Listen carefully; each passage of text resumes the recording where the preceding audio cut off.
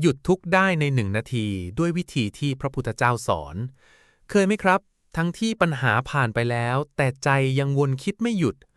บางครั้งไม่มีใครทำอะไรเราเลยแต่เรากลับทุกข์เพราะความคิดของตัวเองพระพุทธเจ้าทรงสอนว่าความทุกข์ไม่ได้เกิดขึ้นลอยๆแต่มีเหตุและเมื่อมีเหตุก็ย่อมดับเหตุได้หลวงพ่อคำเขียนสุวรรณโนจึงกล่าวไว้ว่าเราทุกคนมีสิทธิ์ที่จะไม่ทุกข์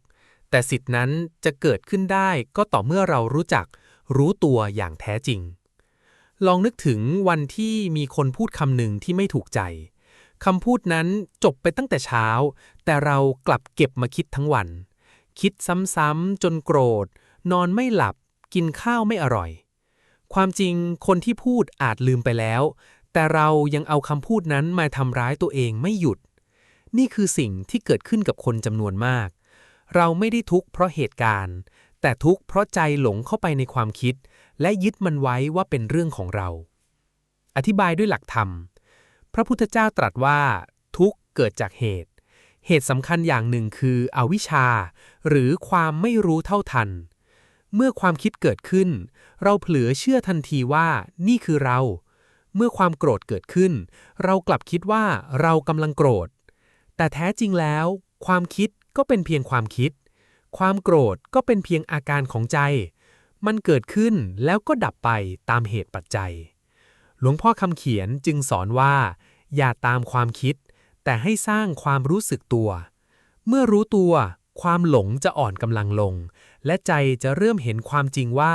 มีเพียงสิ่งที่กำลังเกิดขึ้นไม่จำเป็นต้องมีผู้ทุกข์อยู่ในนั้นยกตัวอย่างที่เห็นภาพลองเปรียบเหมือนเมฆที่ลอยผ่านท้องฟ้าถ้าเราเผลอคิดว่าตัวเองคือก้อนเมฆเราจะลอยไปกับทุกลมพัดมา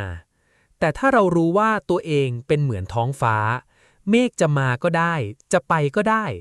ท้องฟ้าไม่เคยเสียหายเพราะเมฆเลยความคิดก็เหมือนกันมันผ่านเข้ามาแล้วก็ผ่านออกไปแต่เพราะเราเผลอจับมันไว้จึงกลายเป็นความทุกข์วิธีปฏิบัติที่ทำได้ทันทีวันนี้ลองฝึกง่ายๆเมื่อความคิดเกิดขึ้นอย่าเพิ่งตามมันเพียงพูดในใจเบาๆว่ากำลังคิดเมื่อโกรธให้รู้ว่ากำลังโกรธเมื่อกังวลให้รู้ว่ากำลังกังวลจากนั้นกลับมาอยู่กับลมหายใจการเคลื่อนไหวของมือหรือความรู้สึกของร่างกายในขณะนี้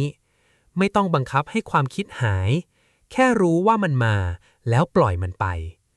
ทำบ่อยๆสติจะค่อยๆแข็งแรงขึ้นและความหลงจะค่อยๆลดลงความทุกข์อาจเป็นสิ่งที่เราห้ามไม่ให้เกิดไม่ได้แต่การหลงเข้าไปเป็นเจ้าของความทุกข์นั้นเราเลือกได้ทุกครั้งที่เรารู้ตัวเรากำลังก้าวออกจากความหลงทุกครั้งที่เรารู้ทันความคิดเรากำลังคืนอิสรภาพให้หัวใจของตัวเอง